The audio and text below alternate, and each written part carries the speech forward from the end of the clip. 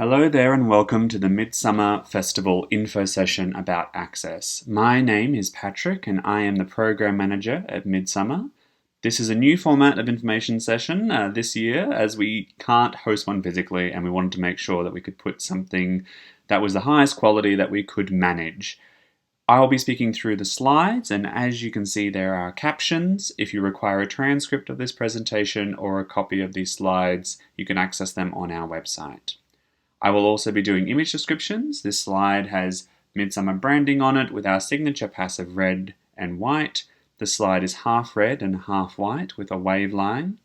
There is also an image of me, a brunette-haired man with beard, glasses, wearing a bow tie, smiling and doing the peace sign. The background is an artwork of two people placed intimately under a rainbow. This picture is from a few months ago because I'll be honest, I am very scruffy and unkempt at the moment due to the lockdown. Now that I have stepped through the format and introduced myself, I would like to begin by acknowledging the ownership of these lands was never ceded and pay respect to all First Peoples of this land, especially the Kulin Nation, on which the audience and artists of Midsumma gather and celebrate our communities. I would also like to extend on that and hope that anyone reading, watching or listening can take a moment to acknowledge and consider the First Peoples of the land you are on. The image on this slide is of a crowd of people with a background of blue skies and trees. There are pride flags and rainbows within the crowd with an Aboriginal flag raised high above the crowd in the image. The image credit is J. Forsyth, and the image was captured at Pride March. Next slide is just a title slide that has the same background as slide number 1. The text reads Access and Inclusion with the Midsumma logo. Let's talk about access and inclusion. These are words that we hear a lot about, and maybe people see them as buzzwords in funding applications or through public statements by organizations, but we are going to talk about what these terms mean in relation to your event. In this presentation, we will go through such topics as what is access and inclusion, what should I look for in an accessible and inclusive venue, what exactly are the access services I could use for my event, what about a digital event, does these services still apply? So what is access and inclusion? Ultimately, the words can mean a lot of things to a variety of people. Even now saying it, you probably have a clear idea in your mind what this means to you. In its most basic form, it means removal or reduction of barriers that exclude people. This could be physical barriers that are stopping people from physically being able to enter a space. It could be communication barriers that prevent people from engaging and understanding your work. There could be cultural barriers where content could alienate certain communities. It could also mean elements of your event might just be dangerous for some. These are your content warnings for strobe, food allergens, haze, or even traumatic content, to name a few. Improving your practice and becoming more inclusive starts with identifying these barriers and understanding why they are there. A lot of these barriers are systematic. They are there because we don't think about them. So it is important to question why your event may be inaccessible. And you might answer, well, the event just wasn't made with access in mind. Sure, that's an answer, but can you now think of it when you are actually making your next event and improving your practice? The image on this slide is an access installation at Midsumma Carnival. There are 3 people standing outside in the sun, surrounded by a structure of rope and ribbon. There are 3 people in conversation with each other, and there is a guide dog laying down next to the 3 people. The photo was captured by Eugene Howard. Let's talk about venues. Most venues will know if they are physically accessible and will indicate that in their Eventatron profile, but it is always worth checking. The more people who audit accessibility, the better chance you won't forget or overlook something. It is even just important so you know the venue in and out for your own knowledge. Here are some points to think about. You should make sure that if you have any content warnings, they are displayed clearly and also staff are briefed so they can tell patrons on entry. Does the venue have accessible bathrooms for the audience and your team? What is the route they will have to take to get to them? Does the venue have stairs, lifts, or ramps? Would your team have to use stairs to get on stage? Does your venue have gender-neutral signage for bathrooms? Can the venue staff wear pronoun badges, and are they trained to use non-gendered language? How will your audience get to the venue? What does it look like on public transport? If driving there, where will they park? You may not know all the answers, but this is just a good toolkit to have for any conversation with a venue. Have them early on and know what is possible. Once you know what is possible and what is not, you can make an informed decision. There is no image on this slide, just text which I have spoken through. You have chosen your venue, but how else can you make your event accessible, I pretend to hear you ask? Well, access services are there to enhance your event and help reduce barriers for the audience. These services include Auslan Interpretation, captioning, audio description, tactile tours, and relaxed performances.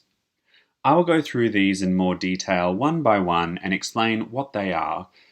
If just expanding your audience and practice isn't enough, Midsumma also highlights any event with these services and markets them directly to the communities that use them. Image description, there are 4 access signs for Auslan Interpretation, closed caption, wheelchair accessible, and tactile tour. Auslan Interpretation is probably one of the ones most people know about and have seen. You would have seen them at live events, press conferences, and even our Midsumma Carnival. Auslan Interpretation is for members of the deaf community who use Australian Sign Language, or Auslan for short. They use this as their primary or preferred language. You can read more about it via an awesome resource by Arts Access Victoria. You can get the link through the PDF of the presentation. You might even look at learning a little Auslan for yourself, but it is important to note that that is no substitute for an interpreter. It might just give you an understanding of why this is important. You can check out SignBank, which has a directory of many different signs. Midsumma works closely with Auslan Stage Left for our major events, and they are a great resource. They will also market your event if you go with them. Prices can vary depending on what you're after. A one-off speaking arrangement like a gallery opening will be cheaper than a full theatre season, but reach out and ask for a quote. There are also other companies you can use, but Auslan Stage Left has experience in live performance events. If you are doing a digital event, scripted, or a film, you might also consider captions for audiences who are deaf or hard of hearing. It would depend on what the work would be and what would best suit it. The image description on this page is a woman standing on stage. She has Midsumma branding behind her. She has grey hair and sunglasses on and is wearing a navy outfit. She has her hands up doing an Auslan gesture. The image was captured by Suzanne Balding and was at Midsumma Carnival 2020. Audio description and tactile tours are both services that are there to engage audiences that are blind or low vision. Audio description is the practice of adding a narrative layer for the patron, helping describe visuals or unspoken aspects of an event or performance. Audio description is great for live events and visual art exhibitions.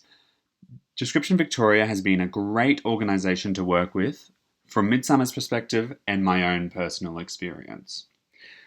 As well as service providers, they are great at consultancy or talking through options. If you are looking at incorporating this into your practice, check out their website at descriptionvictoria.com.au. Tactile tours are often held before an event where blind or low vision audiences can come and experience aspects of costumes, props, or set that could not be experienced in a traditional show setup. It is all about feeling the textile nature of an event. This may not be suitable for all events, but check out the Arts Access webpage to find out more at www.artsAccess.com.au/touch-tours-facts/. Image on this page is the Description Victoria logo, which is the words Description Victoria in a clear font.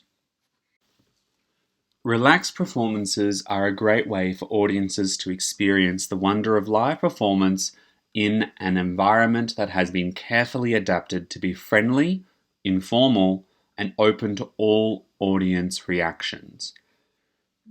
They are for anyone, but are particularly suitable for audiences with disability, including those with autism and/or who are neurodiverse, as well as anyone who may struggle with sensory overload. The events are often in a place where the doors are open, you can come and go as you like, the lighting will be a lot more ambient so you can see everything, the stage might have less noise and be muted a little bit. A lot of people see this as restricting a performance, but really it is about engaging your audience and growing your practice. Are there ways that you could think about the sensory experience from the get-go? If you are interested in looking at producing a relaxed performance, you might want to contact Atistic Theatre, who are great consultations in this kind of space. Their details are email at atistic@gmail.com. Their Facebook is www.facebook.com/atistictheatre. The image on this page is the Atistic logo. It is a capital A with a line under it, and beneath the line is Tistic, also capitalized. Around the logo, there is a maroon border. So what does this look like for digital events? Some access ideas will just not translate the same as others. Though a primary one would be to consider what it is like viewing your content. A lot of people use strobing or fast transitions to ramp up their work, but this could be inaccessible to a lot of people. If you have to include it, best to have a content warning at the start and make it very clear. You won't have control over the audience's physical venue, so the elements like wheelchair accessibility and gender-neutral bathrooms may not be a concern. But if you are still working with a creative team, remember your responsibility to them. Auslan Interpretation and captioning are pretty consistent in the digital realms. Though captioning may seem to be a bit more applicable than usual, it can be difficult to get live captioning spot on, so make sure you explore all your options and figure out what works best. Audio description can be utilized, though it can be best to talk to a provider for advice around it. A pre-recorded event might be more suited than a live stream, similar to captioning. While tactile tours could be hard to curate in the current climate, logistically there are a lot of things to consider. How would you get the items to the audience? Have you sanitized them and made them safe? But maybe you could ask people to bring items and listen while feeling textures. It would not be a tactile tour, but could be an element that serves that audience. Relaxed performances are normally something that is in a controlled space, but even if you can't control it all, consider how sensory or flexible your event is. This isn't everything, just some ideas to get access in digital events on your radar. This slide has no images, just text. Alright, we're almost at the end of the presentation, and look, If you're still with me, you're doing great. Let's breathe and end with some quick wins.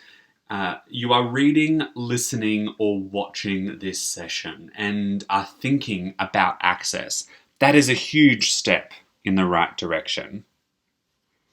Sometimes it can be intimidating or even seen as too hard, but starting to work on access doesn't mean solving every barrier in one day. It takes time and systemic change. If you are unsure about your event, please get in contact with Midsumma or reach out to any of the organisations I have mentioned or that you can find. They are there to help. Arts Access Victoria has also made this amazing resource for quick wins to show just how accessible access can be. You can find the resource on their website at www.artsaccess.com.au/quick-wins/. You might get it wrong, and that is part of life. The main thing is to try again, learn, and do better. The Midsumma team are always here to support where we can. There is no image on this slide, only text, which I have spoken through. Again, for bearing with me through this presentation. One final point is that you can always contact us at events@midsumma.org.au, and our office number is 0392966600.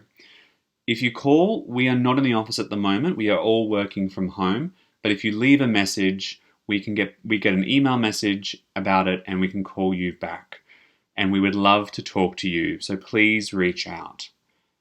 We will only get through this together. Stay safe, stay sanitized, and stay strong.